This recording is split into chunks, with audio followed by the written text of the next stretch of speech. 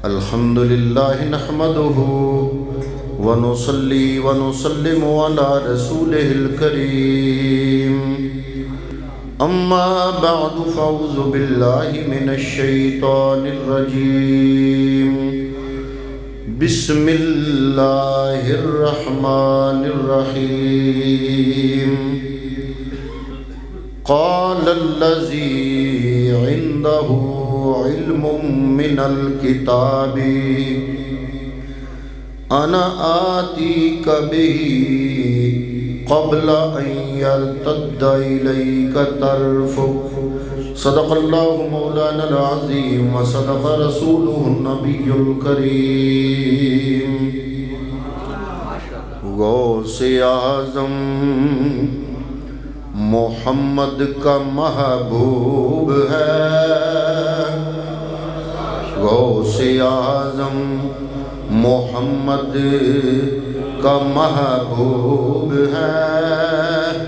غوث اعظم زمانے کا سلطان ہے غوث اعظم کی ہر جا مچی دھوم ہے غوث اعظم کا گھر گھر میں فیضان ہے انتہائی قابل قدر قابل عزت برادر محترم و محتشم مجاہد اہل سنت میزبان مکرم حضرت علامہ مولانا غضنفر شہزاد صاحب دامت برکاتکم العالیہ قابل قدر قابل عزت محترم المقام حضرت علامہ مولانا قاری محمد یوسف صاحب دیگر علماء کرام نعت خوانان ذیشان معززین علاقہ اہل محلہ اس مسجد کی انتظامیہ اور انتہائی خوش بخت خوش نصیب حاضرین و سامعین اللہ کا لاکھ لاکھ شکر ہے کہ اللہ رب العالمین نے ہم سب کو اپنے پیارے محبوب کے ذکر پاک کی اس محفل میں حاضری کی سعادت عطا فرمائی اور میں آپ سب حضرات کو مبارکباد پیش کرتا ہوں کہ آپ واقعی مبارکباد کے مستحق ہیں کہ اس مادہ پرستی کے دور میں اس مادہ پرستی اور افراتفری اور فتنہ و فساد کے اس دور میں میرے رب نے آپ کو اپنے دین کی خدمت کے لیے منتخب فرمایا قاری صاحب بتا رہے تھے تو میں حیران ہو رہا تھا کہ اتنا قاری صاحب کی محنت اور ورک ہے بڑے بڑے علماء ہمارے علاقے میں پائے جاتے ہیں اور اپنے طور پر سارے ہی خدمت کر رہے ہیں دین کی لیکن ان کا یہ تسلسل جو میں نے دیکھا تو میں سوچ رہا تھا کہ ہم علماء میں سے بھی اللہ تعالیٰ کچھ علماء کو خصوصی خدمت کے لیے چن لیتا ہے تو قاری صاحب کو میرے رب نے اپنے دین کا پہرا دینے کے لیے چن لیا اس گئے گزرے دور میں وگرنہ عام قاریوں اور مولویوں کو یہی ہوتا ہے بس میری تنخواہ میرا لین دین بس رہے یہ خوش رہے بس نمازیں پڑھائیں چاہت بس ٹھیک ہے یہ بھی خوش میں بھی خوش تو میں ان کے اس خدمت پر ان کے خراج تحسین پیش کرتا ہوں اور آپ سب لوگوں کو مبارکباد پیش کرتا ہوں کہ اللہ نے آپ کو دین کی خدمت کا جذبہ رکھنے والا عالم دین عطا فرمایا کچھ لے کر چلنے والا بھی ہو پیسہ تو سب کے پاس ہوتا ہے بہرحال آپ لوگ ان سے تعاون کرتے ہیں لیکن آپ سے کوئی تعاون مانگنے والا بھی تو ہو نا تو ماشاءاللہ انہوں نے تعاون مانگا اور آپ کو میں سلام پیش کرتا ہوں کہ آپ ان کے ہر تعاون پہ لبیک کہتے ہوئے حاضر ہوتے ہیں تو گویا کہ یہ دو طرفہ کام چلتا ہے وہ آپ سے تعاون کر رہے ہیں آپ ان سے تعاون کر رہے ہیں اور مقصد دونوں کا دین کی خدمت ہے۔ تو میں دعا کرتا ہوں کہ اللہ تعالیٰ جس ہستی کا ہم ذکر پاک آج چھڑے بیٹھے ہیں نا، اس ہستی کو محی الدین کہتے ہیں۔ انہوں نے بھی اپنے انداز سے دین کو زندہ فرمایا۔ تو ایک دین کو زندہ کرنے والی ہستی کا تذکرہ چھیڑا ہوا ہے۔ تو میں دعا کرتا ہوں کہ اللہ تعالیٰ اس ہستی کے فیض سے جو لوگ قاری صاحب کے ان نیک کاموں میں، اچھی محافل میں جو تعاون کرتے ہیں، مالی قدمے درمے سخنے کسی بھی انداز سے، اللہ تعالیٰ ان سب کی خدمات غوث پاک کا صدقہ اپنی بارگاہ میں قبول فرمائے۔ اللہ تعالیٰ ان کے رزق میں، علم میں، عمل میں، گھروں میں اللہ برکتیں عطا فرمائے۔ دین کو ہماری ضرورت نہیں، ہمیں دین کی ضرورت ہے۔ جو اللہ کے دین کے ساتھ وفاداری کرتا ہے، اللہ رب العالمین اس کو دونوں جہانوں میں سرخرو فرما دیتا ہے۔ تو بہرحال میں بڑا خوش ہوا۔ حقیقت بات یہ ہے، کوئی جذباتی بات نہیں، کوئی منہ والی بات نہیں کہ سامنے تعریف ویسی بات، خوش آمد والی بات نہیں۔ حقیقت کی بات یہ ہے کہ مجھے بڑی خوشی ہوئی کہ اللہ رب العالمین نے آپ سب مسلمانوں کو یہ مختلف عنوانات پر جو محافل ہوتی ہیں، آپ نے کبھی کوئی محفل ضائع نہیں کی۔ ہر عنوان پر اور ہر ذکر پر آپ کی اس مسجد میں اگر پروگرام کامیابی سے ہو رہا ہے تو یہ سمجھو کہ اللہ رب العالمین کی نظر عنایت ہے آپ پر، کملی والے کی نظر رحمت ہے آپ پر۔ تو حضرات محترم، آج کی گفتگو آپ کی خدمت میں پیش کرنے کے لیے میں نے قرآن مجید فرقان حمید کی ایک مشہور آیہ مبارکہ تلاوت کرنے کی سعادت حاصل کی۔ قاری صاحب نے کافی دن پہلے مجھ سے وقت لیا اور میں نے آپ سے وعدہ کیا تھا، لیکن 2 دنوں سے مجھے انتہائی شدید فلو، کھانسی اور زکام تھا۔ لیکن مجھے آج یاد آ رہا ہے کہ کسی اللہ کے نیک بندے نے مجھے کہا تھا کہ جب تیری دلیل میں زور ہوتا ہے تو تمہیں زور لگانے کی ضرورت کیا ہے۔ بات تو یہ ہے کہ جب دلیل میں زور ہو، وہ دلیل اپنے زور سے سننے والے کا سینہ چیرتی ہوئی دل میں بیٹھ جائے۔ تو بہرحال میں اسی کوشش کو مد نظر رکھتے ہوئے میں نے جو تھوڑی بہت گفتگو آپ کی خدمت میں پیش کرنی ہے، مشہور و معروف جملہ میں نے آپ کی خدمت میں پیش کیا۔ جملہ ہے پرانے انبیاء کے زمانے کا جملہ ہے، اور رب العالمین نے سب سے آخر میں آنے والے اپنے پیارے محبوب، کل نبیوں کے سردار، کائنات کے تاجدار، شافع روز شمار، آقا نامدار جناب محمد مصطفیٰ صلی اللہ علیہ وآلہ وسلم کی ذات اقدس پر وحی کی صورت میں نازل فرمایا۔ بات پرانی ہے، رب بیان کر رہا ہے، مصطفیٰ کی بارگاہ میں بیان فرما رہا ہے۔ جب وہ بات ہم دیکھیں گے تو ہمیں پتہ چل جائے گا کہ اللہ رب العالمین کی بارگاہ میں انبیاء کے بعد، رسولوں کے بعد، اللہ رب العالمین کی مخلوق میں، رب کی بارگاہ میں کون لوگ ہیں، وہ کون سی ہستیاں ہیں جن کو اللہ رب العالمین نے اپنی بارگاہ سے نوازا ہے۔ حضرات محترم، بات ہے حضرت سلیمان علیہ السلام کے زمانے کی۔ حضرت سلیمان علیہ السلام رب کے پیغمبر ہوئے، اور آپ کو اللہ رب العالمین نے دنیا کی بادشاہت بھی عطا فرمائی، نبوت بھی عطا فرمائی، اور حضرت سلیمان علیہ السلام کے قدموں میں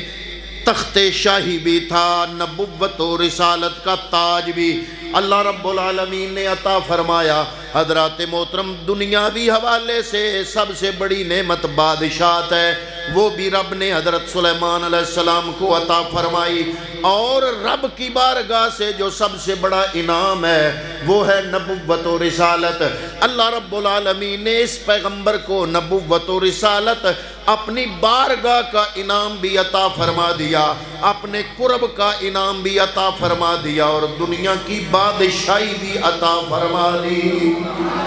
حضرت سلیمان علیہ السلام نے پسند کیا کہ مجھے تو بادشاہی ملی ہے، میرے ہمسائے میں ایک بادشاہی ہے، ایک مملکت ہے، اس کی ایک ملکہ ہے جس کا نام ملکہ بلقیس ہے۔ اس کی طرف اپنی نبوت کا اعلان کرنے کے لیے انہوں نے خط لکھ کے بھیجا حضرات محترم خط ہدہد لے کر گیا جو کہ پرندہ تھا، اور اللہ نے حضرت سلیمان علیہ السلام کو یہ بھی خاصیت عطا فرمائی تھی، یہ معجزہ بھی نصیب فرمایا تھا کہ آپ جانوروں اور پرندوں کی زبانیں سمجھتے بھی تھے اور بولتے بھی تھے، آپ ان کی باتیں سمجھ لیتے تھے، اور یہ جتنے پرندے ہیں یہ آپ کے تابع ہوتے تھے، جن آپ کے تابع، پریاں آپ کے تابع، ہوا آپ کے تابع، جہاں آپ حکم فرماتے ہوا کو، ہوا آپ کا تخت لے کے پرواز کرتی،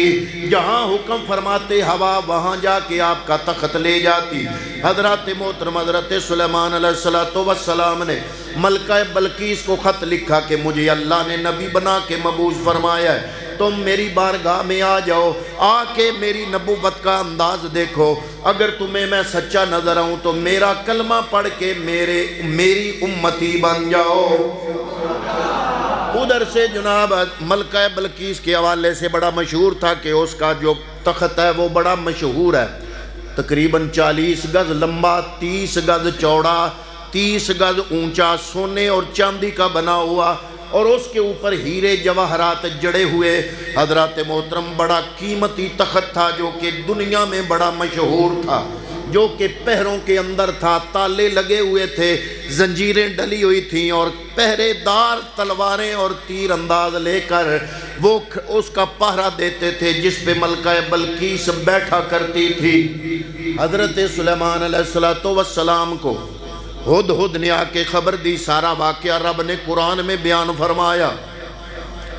کہ اے اللہ کے پیغمبر، ملکہ بلقیس اپنے گھر سے نکلی ہے، اپنی مملکت سے نکلی ہے، اتنے ہفتے پہلے چلی ہے، اور اب آپ کی بارگاہ میں داخل ہونے والی ہے، آپ کے دربار میں آنے والی ہے۔ ملکہ بلقیس جب دربار میں آنے لگی، تھوڑا وقت باقی ہے تو ہدہد آ کے بتاتا ہے۔ حضرت سلیمان علیہ السلام نے فرمایا کہ کوئی ہے تم میں چاہتا ہوں کہ ملکہ بلقیس جب میرے دربار میں آئے تو اس کا تخت جو کہ بڑا مشہور ہے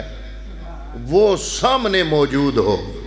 اور مجھے سلیمان پیغمبر کو اپنی نبوت اور رسالت کے دلائل دینے کی ضرورت پیش نہ آئے۔ جب ملکہ بلقیس اپنا قیمتی تخت میرے دربار میں دیکھ لے، اس کو یقین ہو جائے کہ یہ واقعی اللہ کا نبی ہے، جس نے اپنے نبوت کے زور سے میرا تخت بھی یہاں تک پہنچا دیا۔ اللہ کا قرآن گواہ ہے کہ آپ کی چونکہ تابع تھے جن بھی، جنوں کا جو سردار ہے اس کو کہتے ہیں عربی میں افریت۔ اللہ کے قرآن نے گواہی دی، قال افریت من الجن، جنوں میں سے اللہ کا قرآن پڑھ رہا ہوں آپ کے سامنے، قال افریت من الجن، جنوں میں سے ایک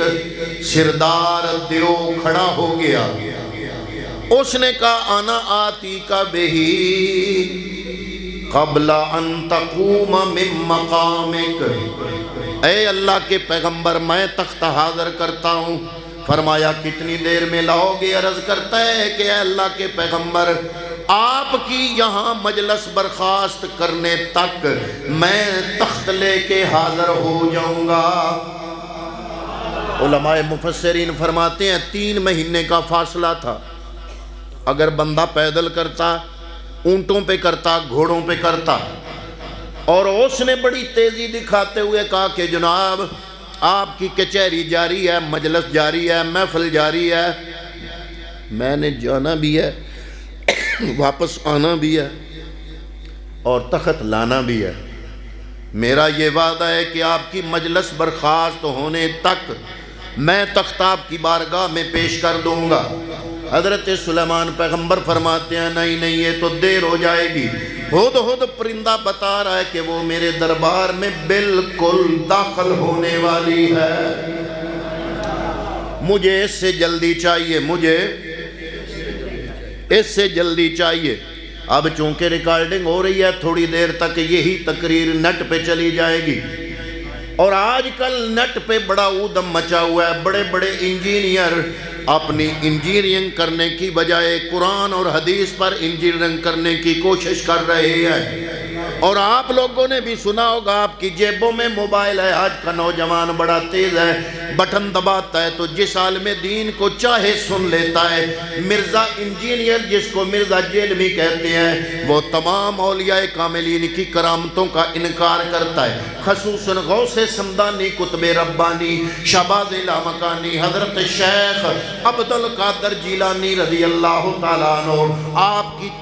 کی تمام کرامات کا انکار کرتا ہے اور کہتا ہے کہ جناب اب بلا کوئی آئے میرے سامنے اور کرامت دکھائے۔ حضرات محترم، میں اس پہ بھی آگے چل کر بات کروں گا آپ سے۔ آج کا زمانہ بڑا عجیب زمانہ ہے، ایک بچہ پوری دنیا کو اپنی جیب میں لیے پھرتا ہے۔ ہم مولوی آپ کے سامنے چاہے جو کچھ بھی بیان کرتے رہیں،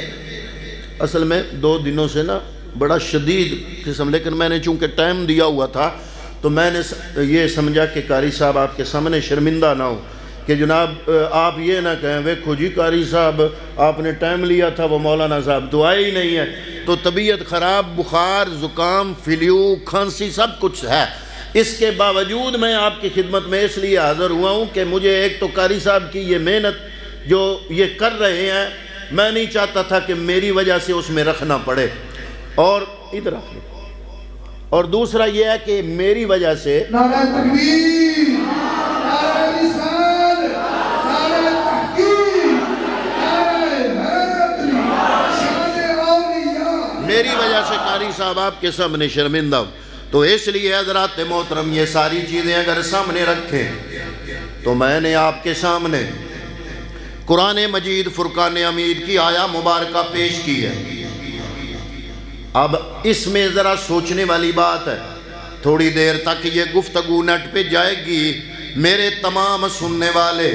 اس پہ ذرا غور کریں کہ اگر حضرت سلیمان علیہ السلام ملکہ بلقیس کے سامنے اپنی نبوت و رسالت کی حقانیت کو واضح کرنا چاہتے ہیں تو اللہ سے دعا کرتے، یا اللہ تیری دعوت کے لیے، تیرے نام کے لیے، تیرے دین کی طرف بلانے کے لیے میں نے ملکہ بلقیس کو یہاں کی دعوت دی ہے۔ یا اللہ نام تیرا ہے، دین تیرا ہے، رستہ تیرا ہے، یا اللہ تیرے دین کو منوانے کے لیے میں نے اسے بلایا ہے۔ تو علی کل شیء قدیر رب ہے، تو چاہے تو یہ کام ہو سکتا ہے، یا اللہ ملکہ بلقیس کا تخت ابھی حاضر کر لے۔ آپ سوچو، تھوڑا سا سوچو، ذرا توجہ کر کے سوچو، سمجھدار حضرات ماشاءاللہ موجود ہیں، اگر سوچو گے تو میرا سوال دماغ میں آئے گا کہ یا اللہ حضرت سلیمان عرض کرتے، میرے مالکہ تیرے دین کے لیے ملکہ بلقیس کو بلا رہا ہوں، تیرے نام کے لیے، تیری عبادت کے لیے، تیرے پیغام کے لیے، یا اللہ ملکہ بلقیس کو بلا رہا ہوں، تو علی کل شیء قدیر ہے، یا اللہ اپنی قدرت سے ملکہ بلقیس کا تخت میرے دربار میں حاضر کر دے۔ حضرات محترم اگر اللہ کا نبی دعا کرتا تو کیا اللہ دعا قبول نہ کرتے؟ اللہ رب العالمین اپنے نبی کی دعا قبول کرتا، لیکن حضرت سلیمان علیہ السلام ایک سبق پڑھا رہے ہیں، یہ بتانا چاہ رہے ہیں کہ اے ملکہ بلقیس اور اے دنیا والو، میں آپ کے سامنے رب کی قدرت ثابت نہیں کرنا چاہتا۔ اگر میں رب سے عرض کروں، رب اگر اپنی قدرت سے لے آئے تو یہ رب کی قدرت ہوگی، اور اگر میں خود یہ کام کروں تو میرا معجزہ ہوگا۔ میں نہ معجزہ دکھانا چاہتا ہوں، نہ میں قدرت دکھانا چاہتا ہوں، نہ میں ارہاس دکھانا چاہتا ہوں، نہ میں کوئی اور چیز دکھانا چاہتا ہوں، میں تو یہ دکھانا چاہتا ہوں کہ جو میرا کلمہ پڑھ لیتا ہے میرا رب اس کو کون سا مقام عطا کرتا ہے۔ سلیمان علیہ السلام چاہتے ہیں ولی کی کرامت ظاہر ہو۔ اب اگلی بات بھی سنتے جائیں، ماشاءاللہ اس مجمع میں کئی پڑھے لکھے حضرات بھی موجود ہیں، آپ کو میری بات کام آئے گی۔ جب کوئی خلاف عقل واقعہ سرزد ہو، اگر قدرت کی طرف سے ہو تو رب کی قدرت،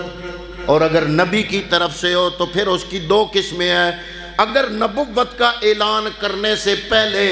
اللہ کے کسی نبی سے کوئی خلاف عقل واقعہ سرزد ہو تو اس کو ارہاس کہتے ہیں، الف رے ہا سواد، ارہاس اس کا نام ہے، اس کو ارہاس کہتے ہیں۔ اور اگر نبوت کا اعلان کرنے کے بعد خلاف عقل واقعہ نبی سے سرزد ہو تو اس کو معجزہ کہتے ہیں۔ اور اگر کوئی اللہ کا ولی خلاف عقل واقعہ سرزد کر دے تو اس کو کرامت کہتے ہیں۔ اور اگر آپ جیسا اور میرے جیسا عام مومن بندہ مومن اس سے کوئی خلاف عقل واقعہ سرزد ہو تو اس کو معونت کہتے ہیں، معونت۔ اور اگر کوئی کافر جو کہ بے ایمان ہے اس سے خلاف عقل واقعہ سرزد ہو تو اس کو استدراج کہتے ہیں، استدراج، اس کو استدراج کہتے ہیں۔ یہ آپ کی سمجھ میں نہیں آئے گا۔ آپ سوچ رہے ہوں گے کہ ہو کافر کلمہ نہ پڑھے اور اس سے خلاف عقل واقعہ سرزد ہو، یہ کیسے ہو سکتا ہے؟ میں نے کہا ہو سکتا ہے۔ ماضی میں ایسا ہوا جب حضرت جناب سیدنا صدیق اکبر کے زمانے میں مسیلمہ کذاب جھوٹا نبی، اس نے اپنی پوری فوج بنا لی اور اسلام کے خلاف وہ لڑا اور اسلام کو کافی نقصان پہنچایا، بڑے صحابہ کرام شہید ہوئے۔ اس کے ساتھ جنگ کرتے ہوئے حضرات محترم اس کے ماننے والے لاکھوں میں تھے، لاکھوں میں، نہ سینکڑوں میں نہ ہزاروں میں، اس کے ماننے والوں کی تعداد لاکھوں میں تھی، کیونکہ کلو جدیدۃ لذیذ، ہر نئی چیز لذیذ ہوتی ہے۔ جب کوئی نئی چیز اٹھتی ہے تو ایک دفعہ لوگ بڑا پیچھے چلتے ہیں، بعد میں جب دیکھتے ہیں کہ یہ جھوٹا ہے تو پھر اسی طرح اکیلا بھی چھوڑ جاتے ہیں۔ تو اسی طرح اس کے سامنے اس کا ایک ماننے والا آیا، اس نے کہا جناب یہ بندہ ہے، کانا ہے، کانا، ایک آنکھ سے کانا ہے۔ تو دعا فرمایا آپ اللہ کے رسول ہے، استغفر اللہ۔ جھوٹا تھا نا، ماننے والا رسول مانتا ہے، وہ کہتا ہے آپ اللہ کے رسول ہے، استغفر اللہ، نقل کفر، کفر نباشر، آپ دعا کریں، یہ ایک آنکھ سے نہیں دیکھ سکتا، ایک آنکھ سے دیکھ سکتا ہے، دعا کریں یہ ٹھیک ہو جائے۔ مسیلمہ کذاب نے جب دعا کی تو کیا ہوا؟ جو آنکھ ٹھیک تھی، ایک تو پہلے ہی خراب تھی، جو آنکھ ٹھیک تھی مسیلمہ کذاب کی دعا سے وہ بھی خراب ہو گئی۔ پہلے کانا تھا کافر، جب اس نے دعا کی تو کانا نہیں رہا، وہ اندھا بن گیا۔ اب کسی کی دعا سے کوئی بندہ اندھا ہو جائے، خلاف عقل واقعہ ہے، لیکن کسی کلمہ پڑھنے والے سے سرزد نہیں ہوا، کافر سے سرزد ہوا۔ اور وہ خلاف عقل واقعہ جو کافر سے سرزد ہو اس کو اصطلاح میں استدراج کہتے ہیں۔ اور عام بندہ مومن سے اگر کوئی ایسا واقعہ سرزد ہو اس کو معونت کہتے ہیں۔ اللہ کے ولی سے کوئی ایسا واقعہ سرزد ہو حضرات محترم اس کو کرامت کہتے ہیں۔ اللہ کے نبی سے نبوت سے کے اعلان کرنے سے پہلے اگر سرزد ہو تو اس کو ارہاس کہتے ہیں، اور اگر نبوت کا اعلان کرنے کے بعد ایسا واقعہ سرزد ہو تو اس کو معجزہ کہتے ہیں۔ حضرت سلیمان علیہ السلام اپنی امت اور کائنات کے سامنے یہ دکھانا چاہتے تھے کہ میرا کلمہ پڑھنے والا جو ولی کامل ہے اللہ رب العالمین نے اسے اپنی بارگاہ سے کون سا مقام عطا کیا ہے۔ وہ جب جنوں کا سردار کہتا ہے کہ جناب قال عفریت من الجن، اللہ کا قرآن گواہی دے رہا ہے، انا آتیک بہی، میں لے آتا ہوں اسے۔ فرمایا کتنی دیر میں؟ فرمایا عرض کرتا ہے قبل ان تقوم من مقامک، اپنا مجلس برخاست کرنے تک میں حاضر کر دوں گا۔ فرمایا نہیں دیر ہو جائے گی، مجھے اس سے بھی جلدی چاہیے، اس سے بھی۔ پتہ چلا حضرت سلیمان جانتے ہیں کہ میری اس امت میں، میری اس محفل میں، میرے ان ماننے والوں میں کوئی ایسی مخلوق بھی ہے جو اس سے بھی زیادہ طاقت رکھتی ہے۔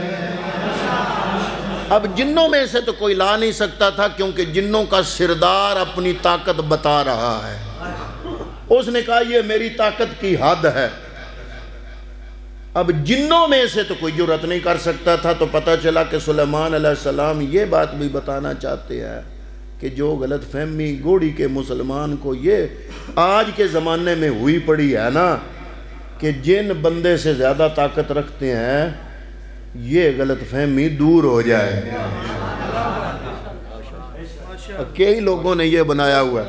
جناب فلاں جگہ پہ ایک دم کرنے والے بابا جی ہیں، ان کے پاس جن بھی ہیں، وہ بتاتے ہیں چوری کس نے کی ہے۔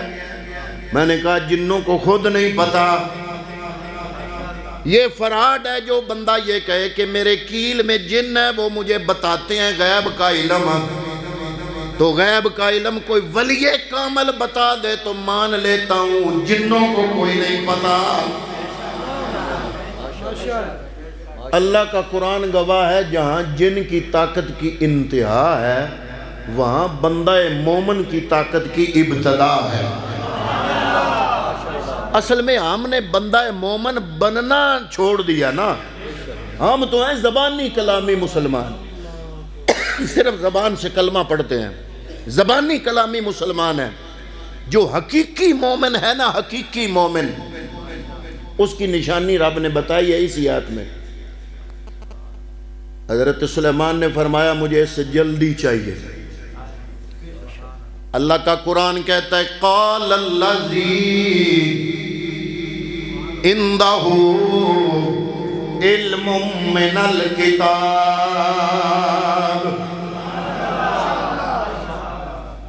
اب میں ترجمہ کرنے لگا ہوں، اب ذرا توجہ کرنا، ترجمہ کیا بنتا ہے؟ وہ بنتا ہے جو ہم سمجھتے ہیں کہ اللہ کے کلام کا ترجمہ کچھ اور ہے۔ قال الذی عندہ علم من الکتاب، اللہ کا قرآن کہتا ہے وہ کھڑا ہو گیا جس کے پاس کڑے تھے، دوپہری دھونی تھی، 7 رنگوں کی ٹاکیاں لگی ہوئی چادر اوپر تھی، وہ جو کہتا تھا کہ نماز اور ہے، دین اور ہے، فقیری اور ہے۔ ہائے ہائے، یہاں سے ہی تو ہم تباہ ہو گئے۔ جب یہ موڑ آتا ہے تو ہم ان وہابیوں کے سامنے اپنے جاہل عوام کی وجہ سے تھوڑے سے شرمندہ ہو جاتے ہیں، لیکن ہم ان کو بتاتے ہیں کہ ہمارا عقیدہ سمجھنا ہے تو جہلوں کی حرکتوں کو نہ دیکھو، ہمارا عقیدہ سمجھنا ہے تو ہمارے علماء سے ہمارا عقیدہ سنو۔ ہمارا وہ عقیدہ نہیں جو جاہل مزاروں پہ جا کے کرتے ہیں، جا کے قبروں پہ سجدہ کرتے ہیں۔ میں جس اعلیٰ حضرت کا ماننے والا ہوں، وہ اعلیٰ حضرت جو 55 علوم کے ماہر تھے، امام احمد رضا خان بریلوی رحمت اللہ تعالیٰ علیہ، انہوں نے اگر شرک اور بدعت کی جڑیں توڑی، وہابیت اور ناسبیت اور خارجیت اور رافضیت کی جڑیں کاٹی، تو ساتھ ساتھ انہوں نے ہمیں بتا دیا کہ اے اہل سنت والجماعت، اللہ کے ولیوں کے مزار پہ اگر جاتے ہو تو مزارات پہ جانے کا ادب اور احترام بھی سیکھو۔ اے اللہ حضرت کیا ہے؟ آپ فرماتے ہیں کہ رکوع کے بل بھی کسی مزار کے سامنے رکوع جتنا جھکنا بھی حرام ہے۔ رکوع جتنا بھی جھکنا کیا ہے؟ حرام ہے۔ کون کہہ رہا ہے؟ ہمارا امام، بریلویوں کا امام، جن کی وجہ سے لوگ ہمیں بریلوی کہتے ہیں، امام احمد رضا خان بریلوی جو سید جلال الدین شاہ صاحب بکھی والے، ان کے بھی استاد ہیں، اور میرے پیر و مرشد اور میرے استاد مفسر قرآن پیر محمد کرم شاہ الازہری کے بھی استاد ہیں۔ ہم سب علماء کے استاد امام احمد رضا خان بریلوی رحمت اللہ تعالیٰ علیہ، آپ ارشاد فرماتے ہیں کہ کسی بھی مزار، اللہ کے نیک بندے کے مزار پہ جاؤ، رکوع کے برابر جھکنا بھی حرام ہے۔ سیدھے کھڑے ہو، وہاں پہ احتراماً ضرور ہاتھ باندھ کے کھڑے ہو، ان کو کہو السلام علیکم. اس کے بعد سورہ فاتحہ پڑھو, کل شریف پڑھو, جو قرآن سے آتا ہے پڑھو. پڑھ کے رب کی بارگاہ میں عرض کرو یا اللہ یہ ثواب اس کلام کا میں ان بزرگوں کو